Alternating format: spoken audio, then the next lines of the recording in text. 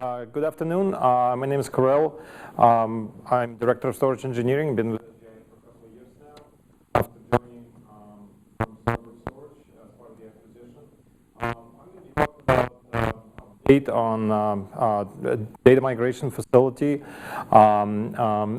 which is called DMF. It's a very well-known product. If you don't know about it, what it does, it's basically a data management solution for high-performance computing and high-performance data analytics market. We have over 20 years of data management, data under management, I should say. And the one highlight of the DMF is high-performance parallel data movement, the ability to move data between the tiers at very, very high speed. Currently, we have about half an exabyte of storage of data, actually, at some sites exceeding 100 petabytes. And we're seeing a potential of growing that by magnitude over the next 2 years. So it might grow tenfold over the next couple of years. That's how fast the data is growing at some of the sites. A couple things that we'll talk about today is what we've done recently in terms of innovation around DMF. So one thing that we've accomplished is we're one of the first to implement DMF for Lustre. So it's a direct implementation of connectivity between data migration facility and Lustre HSM. It's integrated transparently, so it has the same exact feel as the DMF for traditionally CXFS, meaning that you can migrate files and recall files based on access or policy, and it eliminates essentially intermediate copy operation that is otherwise necessary to put the data into the archive or out. And another also interesting development that I'd like to talk about is tiered data on UV platform. So that involves data tiering not so much from disk to tape, but from flash to disk, or potentially to disk which is spun down. High density cold storage, hard drives, potentially shingled hard drives that are installed a very large high density JBODs that can be individually turned off.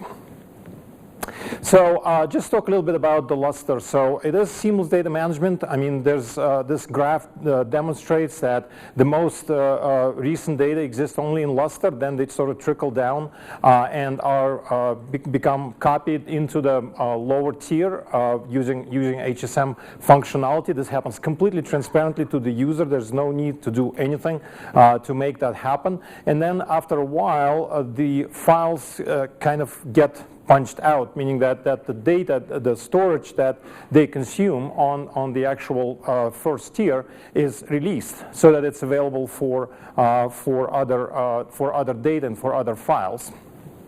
So the overflow of data is stored on various cost-effective mediums, including most likely tape, but also disk and potentially even cloud.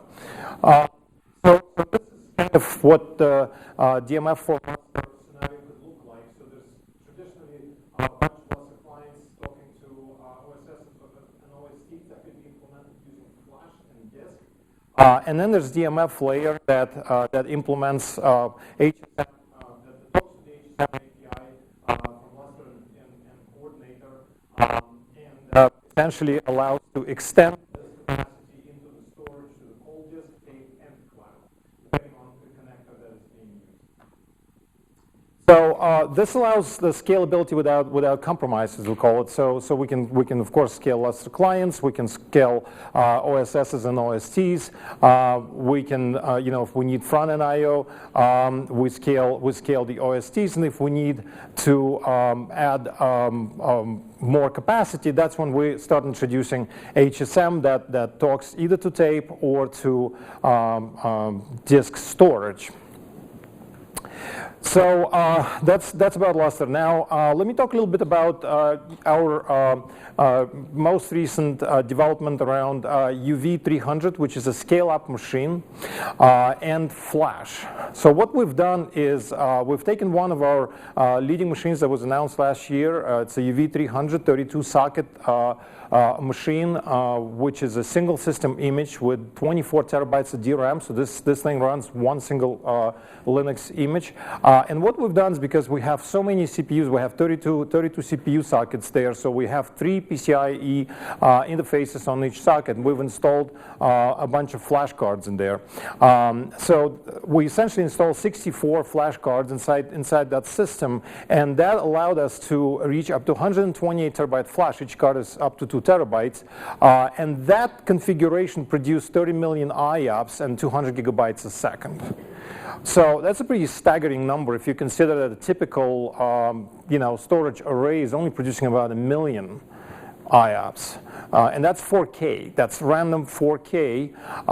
And 200 gigabytes a second is actually with 128 kilobyte accesses, also random. So the performance is amazing of that particular system. So there was a previous talk about the need to have more I/O performance for certain problems. So this is one of the ways to solve that and address that need. This is all happening in one rack. There's no switches, no arrays. I mean, because everything is happening across the interconnect, internal NUMA link interconnect.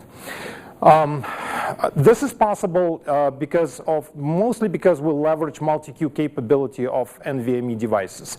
NVMe protocol is a new protocol in storage.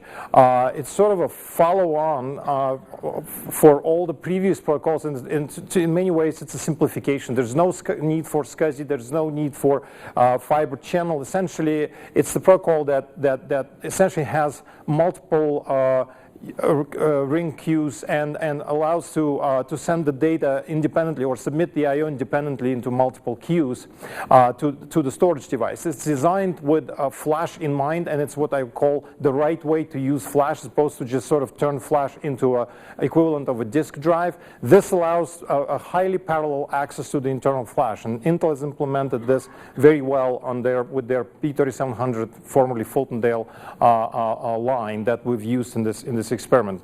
So we did some coding experiments around this, and in order to achieve that level of performance, we needed to do a little bit of coding work where we deployed asynchronous I/O, lots of threads, moving data in parallel simultaneously using multiple sockets. But we've actually written, for example, a real live user command, which we called UVCP, that replaced the standard CP command for this particular environment, for a file system that is placed on top of this architecture. And we've shown about 50 times improvement against a regular CP command, just because of the parallelism and multi-threading that occurs inside that system. So we've seen numbers such as 50 gigabytes a second combined, 25 gigabytes a second copy, again inside a single machine. Or, for example, loading data in memory extremely fast at 35 to 40.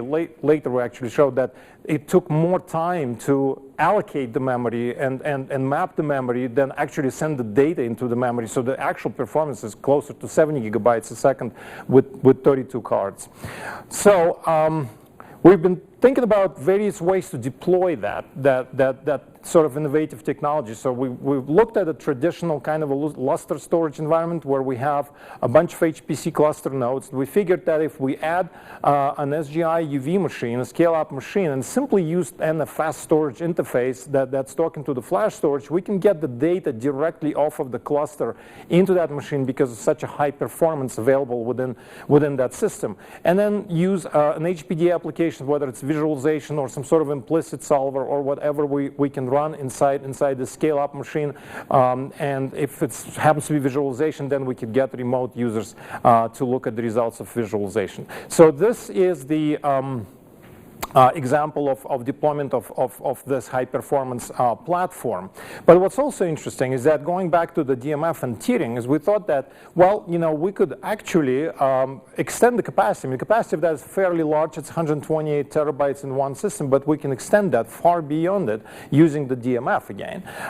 So we sort of looked at this tiered data concept as a tree-level with memory, internal flash, and external cold storage that could be tied in using the file system and DMF connectors. So for persistence and capacity management, we use this internal flash. We can also use it for checkpoint restarts. We can use it for a variety of temporary data or scratch data that is necessary. And then as we require more capacity, that's when we go into lower tier with lower, with higher latency, but using the same data migration facility to achieve complete infrastructure design.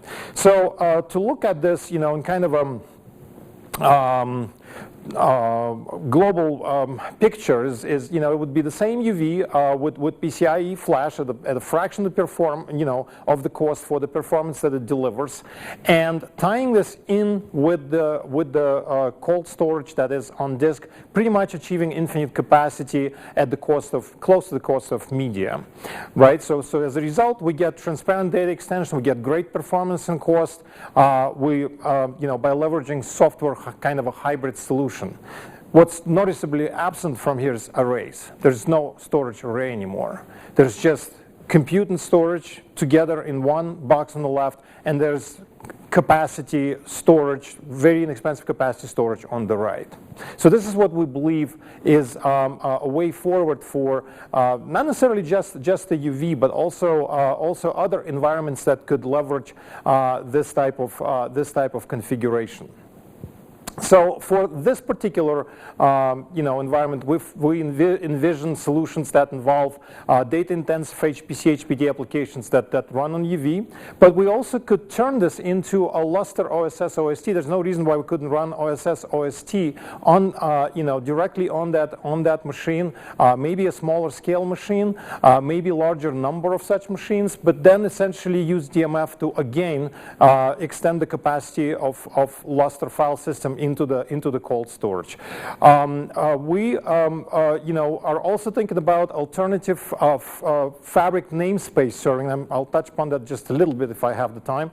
And using NFS over our DMA going forward. We're also experimenting with various Hadoop-style databases, Apache Spark, potentially running on this platform, as well as virtualization and databases. So a couple of points about the future direction. I'm going to jump over this. I just, this is a discussion of how we were able to achieve really high performance and great IOPS through the SGI's enhanced XFS. This is a high availability concept that is also, if somebody interested, I encourage you to approach me or ask me about this after the panel. But one thing that I wanted to mention is that with DMF tiering as it is today, we're currently looking at kind of a uniform structure. We have the code on top, we have parallel file system, which is Lustre, and we have the archive underneath. So we sort of have the same logical namespace, about 1 billion objects, that the Lustre is capable of handling. When we go significantly over that, we either need to break it up into multiple file system, or we sort of begin to experience scanning issues. We also don't have multi-site support. So what we're thinking about is, what if we could construct namespaces on demand? What if we sort of construct the namespace dynamically out of the archive, which could be potentially object-oriented, and then use DMF-like capability, where initially all the files are offline. We're just seeing stubs of the files, and then as we run the job, the files get recalled. Scheduler triggers, and then when the job completes, scheduler triggers migration of the data back and backs up the namespace, and we deconstruct the namespace, and we completely get rid of the namespace. That way we can operate multiple namespaces independently based on a much larger archive underneath. So this is what's shown here as potential proposed data tiering, where we have a relatively small file system at the top talking directly to the code, still POSIX, everything good. Then we have parallel file system underneath that, and this is the same potentially billion object limitation, but underneath that there's a much larger object store, and we construct the file system on demand as a combination of the parallel and archive. We can even take it forward. We can actually eliminate the parallel file system at that point. We can actually talk directly from the file system cache, if you will, or burst buffer, which we constructed dynamically directly to the object store in the archive, and we can put the burden of replicating the data onto the archive itself. There's plenty of solutions. There's Ceph, Scalability, there's DDN WAS. I mean, plenty of solutions available off the shelf that can replicate the data today. Why bother? But constructing the file systems, making them look exactly like the code needs it to look. I mean, that's what's really interesting, and that's where some of our efforts are focused. So at that point, I think I'm right on time. So super. Thank you. Great.